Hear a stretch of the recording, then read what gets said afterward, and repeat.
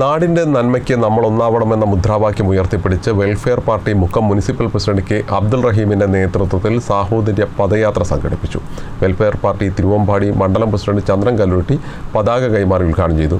Building and construction labours union FITU Kozhikode ജില്ലാ president Manoj Kanhiramozhi ചടങ്ങിൽ അധ്യക്ഷനായിരുന്നു. മുക്കം മുനിസിപ്പാലിറ്റി കൗൺസിലർമാരായ A. അബ്ദുൽ ഗഫൂർ, ഫാത്തിമ കൊടപ്പന, സാറാ കൂടാരം എന്നിവർ സംസാരിച്ചു.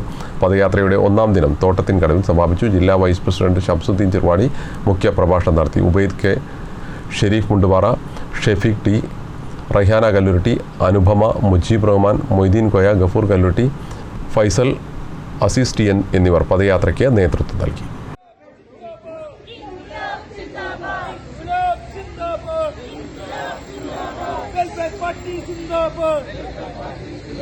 വെൽഫെയർ പാർട്ടി സിന്ദാബാദ്.